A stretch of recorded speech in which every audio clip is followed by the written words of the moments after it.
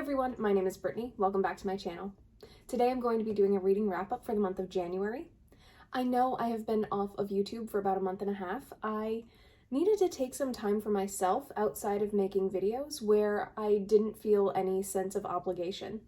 But I'm back. I have a whole list of videos that I'm ready to make, so let's get started. Today I'm going to be talking about the books that I read in January. This is a mix of a couple different kinds of books. I did read some children's books to my students. I do have some short stories on this list, and I do have some standard novels. So the first book that I finished in January was From Blood and Ash by Jennifer L. Armentrout. I really did not like this book. I struggled while reading it to actually even finish it because I felt at times the book kept saying the same thing over and over and over again. Now, this is not to say that I absolutely hated everything that I read. Some parts of the book I really enjoyed. Some of the characterization I thought was really good. However, on the whole, it is not a book I will ever pick up again, nor is it a book that I would recommend to somebody to read because I felt like it was a little bit stagnant, and the first 10 chapters repeated themselves over and over and over again. Now, I'm not saying that this is a horrible book and you shouldn't read it if it's something that sounds like a book you'd like. If you think it sounds good, read it. I'm not one to judge. I just did not enjoy it myself. The next book that I finished in January was The One and Only Ivan. I read this to my third graders. We are virtual and we will be for the rest of the year, so I've been doing read-alouds with them. We read The One and Only Ivan. We talked about how the actions that we put out into the world affect more than just ourselves. They really enjoyed this book. It was actually one that I let them vote on. And then the next book that they picked was Matilda. So I finished that in January as well. We read Matilda as a class. My students really enjoyed it. I did notice there were some parts of the book that I had to either reword or skim over because I didn't think that they were appropriate for children that are 8 years old. If you were reading this book with your own child, I could see it's fine. You have the time to explain to them what this specific word means and how Roald Dahl characterizes certain types of people. I did not do that with my third graders. When there were either offensive terms or words that I didn't think were appropriate, I skipped the section or I replaced them and said something different instead of what was actually written. Part of me feels like that took away from the story, but the other part of me feels like there is so much in books that were published 50 years ago that aren't appropriate for kids now that we don't necessarily realize because it was fine when we were kids. So I did change some things, but overall my students really enjoyed it. It was a book that taught you that good really does overcome evil. And I know that sometimes in this pandemic, it doesn't feel like that. Back to novels, I read a couple other books. I read The Power of Hades, which is part of the Hades Trials. It was enjoyable. I can't say that there was anything terribly memorable about this book. I do know that it's a series. I have not read the series. I think the almost enemies to lovers / I don't even know, like there's a disconnect between the two main characters that are supposed to fall in love. I don't think it's a bad story. I don't think that it lacked much. I can't really pinpoint anything that the book lacked, and I did find it really enjoyable to read. It was a quick read, and if you like Greek myth and you're looking for a little bit of a romance where you don't have to think too much, it's definitely a great story to read. I read 2 books by the same author. I read 99% Mine and I read The Hating Game. Both of these were actually really enjoyable. I know a couple people say that 99% Mine is a story that they don't really care for of Sally Thorne's writing, but I found it to be really good. And I'm wondering if the reason why I enjoyed it so much is because the characters were older and they weren't processing relationships in the same way that an 18-year-old would. I feel like the characters in this book were real and they were genuine and they had flaws, and that's part of the reason why I liked it.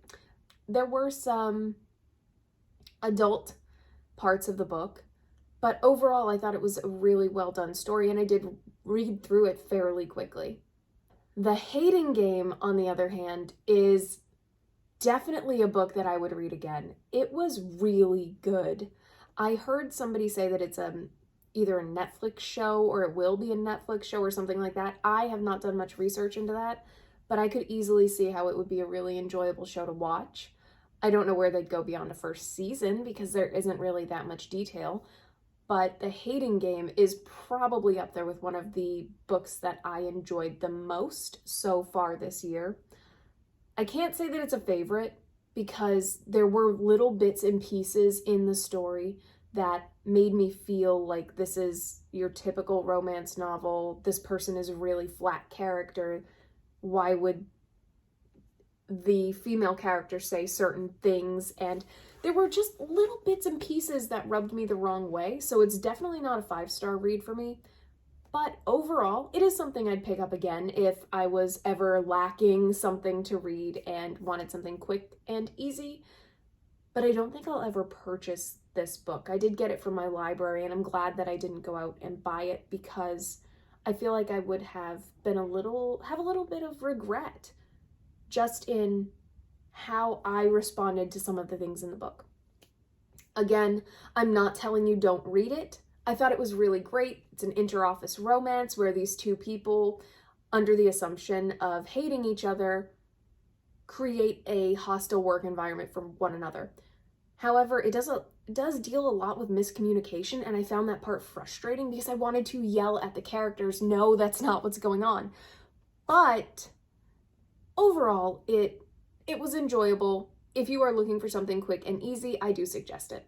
And the next 4 books are all actually short stories. 3 of them are from the Amazon Forward collection. The first one is Randomize. I really did not care for this short story at all. I don't know what about it. Actually, I do. Okay, so I was going to say I don't know what about it made me dislike it. There are a few things I dislike. 1, the author is a white male. The characters he's writing are not white people. And so I feel like for him to tell a story that isn't his own voice was a little disingenuous. And while, okay, I know that female authors write male perspective all the time. Male authors write female perspective. George R.R. Martin wrote a female perspective. But for some reason, Andy Weir's writing rubbed me the wrong way because his characters were people of color and they were talking about things in their heritage. While he could research it, it just felt disingenuous. And I'm not saying that it was awful, you shouldn't read it, you should never read it, Andy Weir's a horrible person. I'm just saying that parts of it felt really disingenuous and not something that I enjoyed as much as I had hoped that I would, especially with having seen so much praise for other works of his. If you are interested in giving it a shot, it is about a Vegas casino heist, and there's a lot of, it's not political intrigue, but it's almost like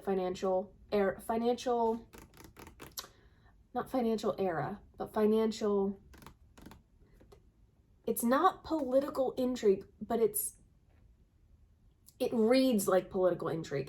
I suppose that's what I want to say. It isn't this big grand casino setting. The setting it doesn't take place inside the casino as much as it takes place between people within the casino's environment. So you're not sitting on the gaming floor at a blackjack table for most of the novel.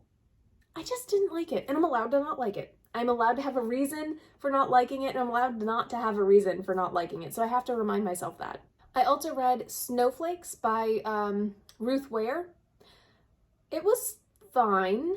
If you are looking for something that seems a little bit on the nose for the current political situation in the United States, then give it a shot. I had a very hard time powering through it, even though it was short, because I could almost sense where the story was going. I don't mind that it took some of the political situation in the United States and novelized it.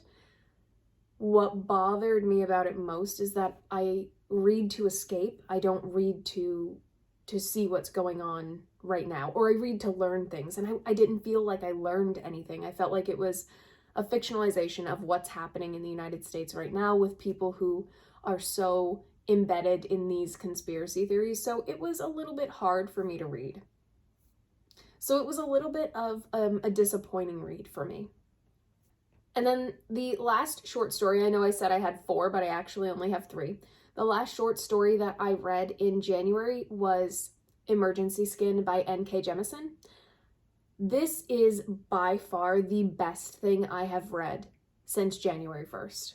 It is not very long. I think maybe 40 pages. I might be wrong. I'll write how many pages are down here. But this felt like I was in a sci-fi video game. The voice for the AI was incredible. It felt very detached and non-human. And the experience of the main character breaking through these barriers of what's been embedded in his head was really well done. When I closed this book, or when I ended my reading on my tablet, I looked at my husband and said, I want everything in this universe. I want a video game. I want a novel. I want a TV show. It felt so much more than a short story because there was such a beautiful and well-rounded background for everything in such a short amount of time. I loved it so much that I have added all of N.K. Jemisin's writing to my TBR list, and I'm hoping to get to them soon. I have not read a sci-fi that felt so much like I was there and in a video game until I read this short story. It was incredible, and I want everything in this universe. If you only read one thing from the Amazon Forward collection, read Emergency Skin. It was beautiful, and I will read it again and again because it really was such an amazingly done short story. It is worth the time. And if you have Prime, the Amazon Forward collection is free, so you can sign into your Amazon account and send it straight to your Kindle. Finally, the last book that I finished in January was Other Minds. This is by Peter Godfrey Smith. This is a nonfiction, and it talks about consciousness and how consciousness developed between humans and, how consciousness developed in both humans and cephalopods. It did shine a light on a lot of the evolutionary biology aspect of consciousness developing, as well as the consciousness or lack of consciousness in shared ancestors between cephalopods and humans. If you are looking for something that is a little bit scientific, it teaches you a little bit about psychology, and there's some evolutionary biology involved, I strongly recommend this because Peter Godfrey Smith broke down these concepts into very simplistic language. And I felt that even if I did not have a master's degree in science, that I would be able to understand this book because his language choice and the way he explained things was very accessible. He also superficially explained things, went back, explained them again, and then in detail explained that same concept multiple times. He would reference other points of the book as you go through and read. Now, with this book, I did listen to it on Audible. I almost don't suggest the Audible version, and the reason why I say that is because I feel like there are diagrams that I missed out on because I was listening to the Audible version. I don't think the narrator was horrible. I don't think there was anything wrong with the Audible version itself, just that I missed out on these diagrams. This is a book that I will purchase in hardcover because it is something that I want to go back to and read over and over and over again. The same author, Peter Godfrey Smith, also has a book called Metazoa, which talks a little bit more about psychology in both humans and animals. I have not read this one, but I think it might be in a similar vein to Other Minds. So if this is something you really enjoy, if you really like science or psychology, or even if you just love cephalopods, I really think you should give this book a shot because it creates this connection between you and this creature that is so vastly different than yourself. Those are all the books that I read in January. I promise I will be doing more videos. I have a list of things that I want to cover with February ending, I will be doing a February wrap-up. I will also be doing a fairly long haul video for both January and February. I bought a couple of books. I've started a collection of books, getting some vintage fantasy covers, so I'll be sharing those as well. Thank you so much for watching my video. I hope you have a great day, and I'll see you next time. Bye.